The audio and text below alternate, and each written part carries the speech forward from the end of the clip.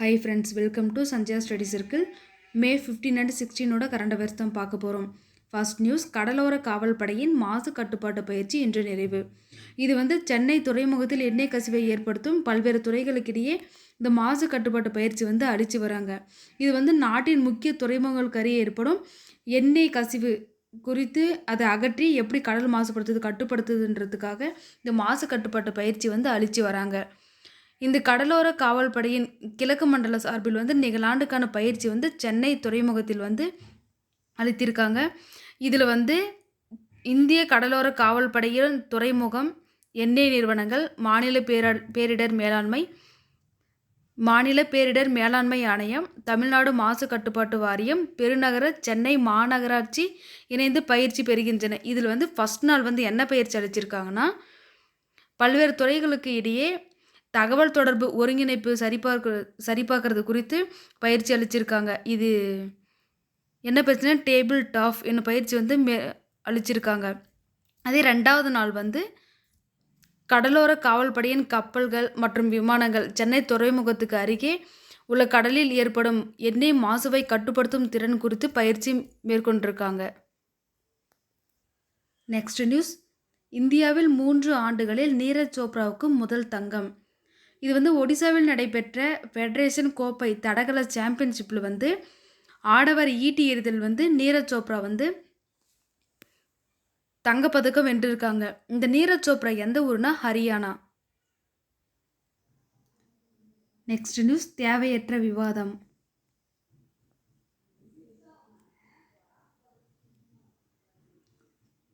Covishield இது எந்த company தயாரிச்சிச்சுன்னா சீரம் இன்ஸ்டியூட் ஆஃப் இந்தியா. இது எங்கே தயாரிச்சுன்னா இந்தியாவிலே தான். எங்கன்னா புனேல. இந்த கோவிட்ஷீல்டு தான் 80% பேர் தடுப்பூசி போட்டிருக்காங்க. இந்த கோவிட்ஷீல்டு என்ன பக்க விளைவை ஏற்படுத்துனா, இரத்த உறைவு, பிளேட்லெட் எண்ணிக்கை குறைவு ஆகியவற்றுக்கு காரணமான த்ராம்பாசிஸ் வித்தியோரோம்போசைட்டோபினியா சிண்ட்ரோம் என்கிற பின்விளைவு கோவிட்ஷீல்டு ஏற்படுத்துன்னு சொல்லி ஆல்ரெடி ஃபஸ்ட்டு சொல்லியிருக்காங்க. Next Covaxin. இது எங்கன்னா எந்த கம்பெனினா Bharat Biotech company. Next news, சூரிய புயலின் தாக்கத்தை படம் பிடித்த ஆதித்யா. இந்திய விண்வெளி ஆய்வு நிறுவனம் தகவல். இந்த ஆதித்யா L1 சூரியன் ஆய்வு செய்வதற்காக செப்டம்பர் 2, 2023 அனுப்பியிருக்காங்க. இந்த ராக்கெட் நேம் PSLV C-57. இதோட கேஜி எவ்வளோன்னா 1475 கேஜி. இதோட டைரக்டர் யாருன்னா நிகர் சாஜி. இவங்க எந்த ஊருன்னா தென்காசி. சூரியனை ஆய்வு செய்வதற்காக 5th கண்ட்ரியாக தான் நம்ம அனுப்பியிருக்கோம். இது சூரியனில் ஏற்பட்ட வெடிப்பால் உருவான சக்தி வாய்ந்த புயலின் தாக்கத்தை ஆதித்யா L1 விண்கல் பதிவு செஞ்சிருக்கு.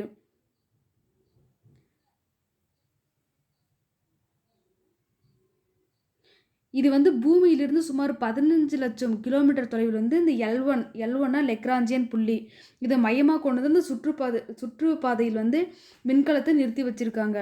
அங்கிருந்தபடியே இது சூரியனை ஆய்வு செய்து பல்வேறு தகவல்களை நமக்கு தரும்னு சொல்லியிருக்காங்க.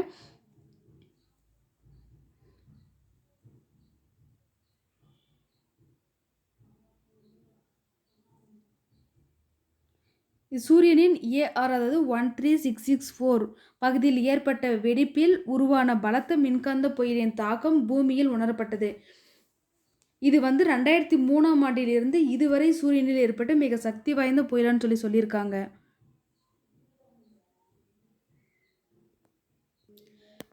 நெக்ஸ்ட்டு இஸ்ரோ பற்றின அடிஷ்னல் நியூஸ் பார்க்கலாம். ISRO Indian space research organisation இது எப்போ ஸ்டார்ட் பண்ணாங்கன்னா 1969. இது 1972 தான் அதுக்கப்புறம் டிபார்ட்மெண்ட் க்ரியேட் பண்ணாங்க.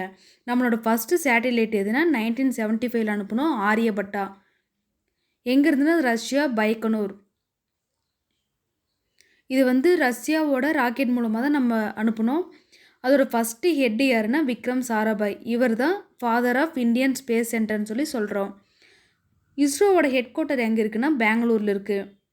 நம்ம சேட்டிலைட்டில் எங்கேருந்து லான்ச் பண்ணுறோன்னா ஸ்ரீஹரிகோட்டா, அதாவது சதீஷ் தவான் ஸ்பேஸ் சென்டர். அங்கே என்ன லேக் இருக்குன்னா புலிகட் லேக். இது ஆந்திர பிரதேஷ்க்கும் தமிழ்நாடுக்கும் பார்டரில் இருக்குது. நெக்ஸ்ட் கேரளாவில், அதாவது திருவனந்தபுரத்தில் விக்ரம் சாராபாய் ஸ்பேஸ் சென்டர் இருக்குது.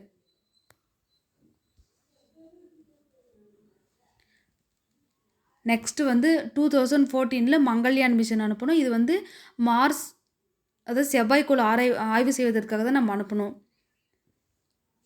நெக்ஸ்ட்டு PSLV, இதோட அப்ரிவேஷன் பார்க்கலாம். Polar satellite launch vehicle.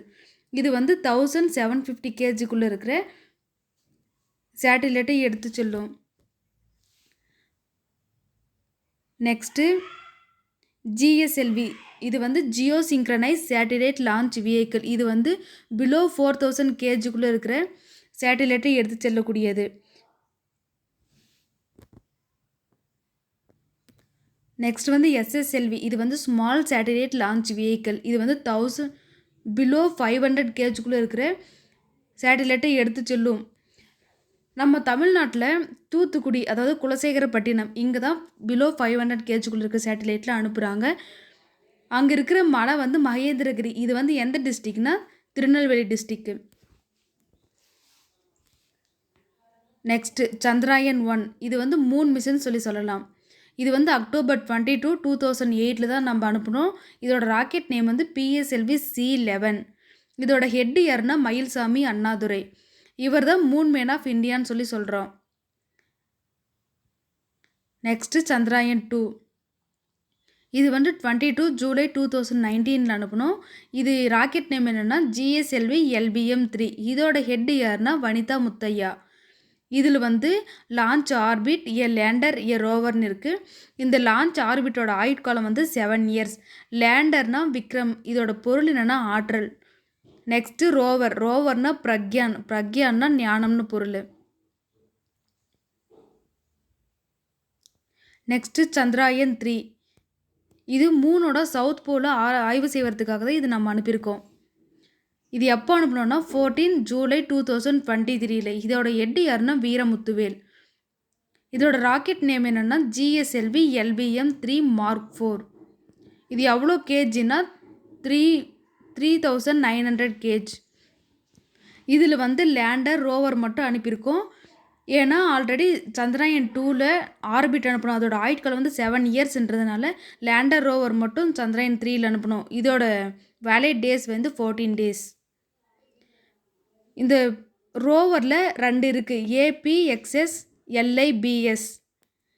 இந்த APXS அதோட அப்ரிவேஷன் என்னென்னா ஆல்ஃபா பார்ட்டிக்கல் எக்ஸ்ரே ஸ்பெக்ட்ரோமீட்டர்.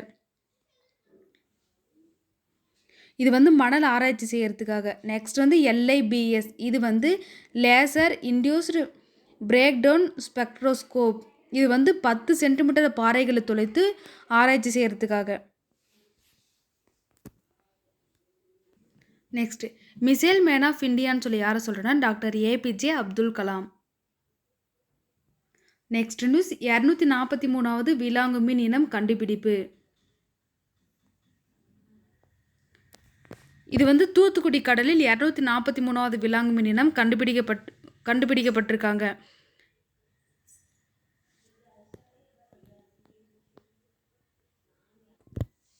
இது வந்து 40 சென்டிமீட்டர் மற்றும் 42 சென்டிமீட்டர் நீளம் கொண்ட 2 முதிர்ச்சி பெண் விலாங்கு மீன்களை வந்து ஆராய்ச்சி செய்கிறதுக்காக தேசிய மீன் மரபணு வளங்களின் பணியகத்திற்கு அனுப்பியிருக்காங்க. எங்கன்னா கொச்சியில் இருக்குல்ல, அங்கே அனுப்பியிருக்காங்க.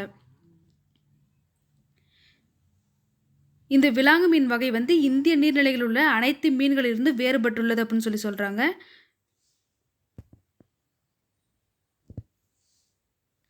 இது வந்து புதிய இனங்கள் அரியோசோமா மௌரோஸ்டிக்மா மற்றும் அரியோசோமா அல்மாகுலேட்டம் ஆகியவற்றை நெருங்கிய தொடர்புடையதுன்னு சொல்கிறாங்க. இந்த மீன் வந்து தூத்துக்குடியிலிருந்து சேகரிக்கப்பட்டதுனால இதுக்கு என்ன பேர் வச்சுருக்காங்கன்னா அரியோசோமா தூத்துக்குடி என்சே அப்படின்னு பேர் வச்சுருக்காங்க. இந்த மீன் வந்து காங்கிரீட் வகை விலாங்கு மீன் வகையை சேர்ந்ததுன்னு சொல்லியிருக்காங்க. இது வந்து உலக அளவில் 243வது இனமாக இந்த விலாங்கு மீன் இனம் சேகரிக்கப்பட்டு வச்சுருக்காங்க. இந்தியாவில் மொத்தம் 32 இனம் தான் இருக்குது. இது வந்து தேசிய மீன் மரபணு வளங்களின் பணியகம் வந்து தமிழகம் மற்றும் கேரள கடலோரங்களில் கண்டுபிடிக்கப்பட்டுள்ள 3வது வகை விலாங்கு மீன் சொல்லியிருக்காங்க. நெக்ஸ்ட் நியூஸ் இனக்கலவரம், மணிப்பூரில் 67,000 பேர் இடப்பெயர்வு.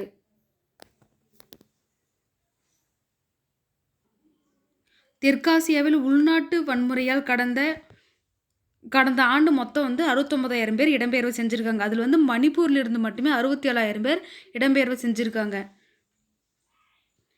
இந்த மணிப்பூரில் வந்து மைத்தேகி, நாகா குகி இந்த 2 இனத்தவருக்கும் பிரச்சனை வந்துச்சு. அந்த மணிப்பூர் வந்து 1956 யூனியன் டெரிட்டரியாக இருந்துச்சு. 1972 தான் அது ஒரு ஸ்டேட்டாக ஃபார்ம் ஆச்சு. இங்கே வந்து மைத்தேகி 53% பேரும், நாகா குகி வந்து 40% பேரும் இருக்காங்க.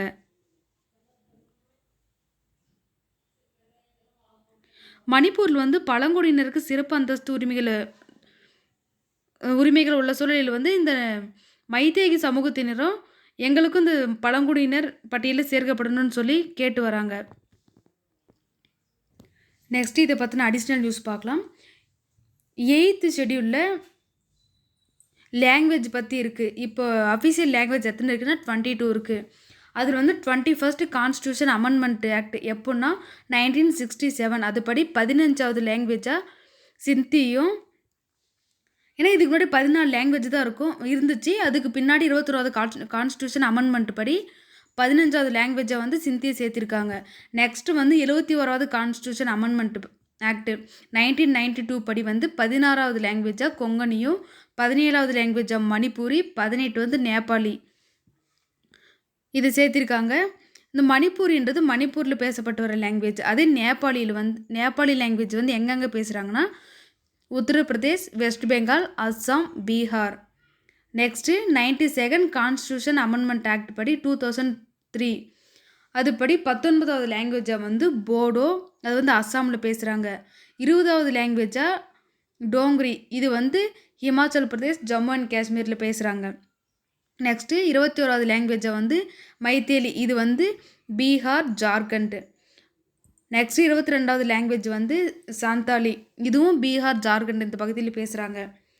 நெக்ஸ்ட்டு வந்து சாகித்ய அகாடமி அவார்ட் வந்து 24 லாங்குவேஜ்லேயும் கொடுக்குறாங்க. அதாவது இங்கிலீஷ், ராஜஸ்தானி இதெல்லாம் சேர்த்து 24 லாங்குவேஜ்லேயும் கொடுக்குறாங்க. நம்ம ரூபாய் தாளில் வந்து முன்புறம் ஹிந்தி, இங்கிலீஷோ அந்த 2 லாங்குவேஜ் தான் இருக்கும். பின்புறம் தான் 15 லாங்குவேஜ் இருக்கும். மொத்தம் வந்து ரூபாய் நோட்டில் 17 லாங்குவேஜ் இருக்குது.